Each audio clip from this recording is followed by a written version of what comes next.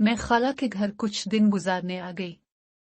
रात हुई तो मैं खाला के साथ सहन में सो गई और खालू छत पर सो गए। आधी रात को नींद में मुझे महसूस हुआ कि कोई मेरे बदन पर हाथ फेर रहा है। मैंने जैसे ही आंखें खोली तो मेरे पैरों तले जमीन ही निकल गई क्योंकि खालू मेरे साथ नहीं थे।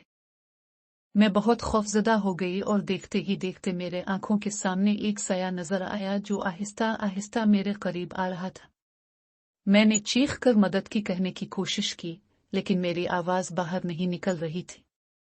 मेरे दिल की धड़कन तेज हो गई और जिंदगी के सबसे खौफनाक लम्हे में मेरे पास वो साया पहुंच गया।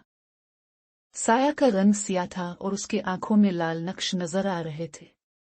मैं इसको पहचान नहीं सकी, लेकिन वो मुझे जानता था। वो मेरे करीब आकर मुस्कुरा दिया और बोला, तुम्हें ख्वाब में देखना मैं भी बड़ी खुशी महसूस कर रहा हूँ। मेरी होश उछल गई और मैं इससे पूछने लगी कि वो कौन थे और खालू कहाँ।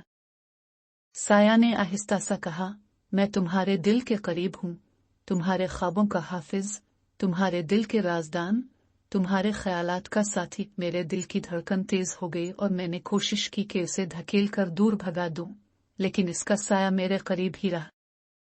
एकदम खाला की आवाज से मेरे कानों में घंटी की आवाज आई और साया गायब हो गया। खाला ने मेरे पास आकर पूछा कि क्या हुआ है। मैंने सब बातें बता दी और इस साया के बारे में भी बताया। खाला ने मेरी बातों को हंसी में बदल दिया और कहा कि मेरी भी बहन को कभी कभार ऐसे सपने आते हैं। इस नजरिए से मुझे कुछ उम्मीद मिली, लेकिन मैंने खुद को समझाया कि ये सब बस ख्वाब हैं। दिन बिल्कुल रोशन था और मेरे दिल की बेचैनी बढ़ रही थी। मैंने अपने ख्वाबों की हकीकत के साथ मुहासबा किया और इस दुनिया के हकीकतों का सामना करने की कोशिश की। ये वाकया मेरे लिए एक सबक सिखाने वाला था कि ख्वाबों और हकीकतों के दरमियान फर्क है और हमेशा हकीकत के साथ रहना चाहिए।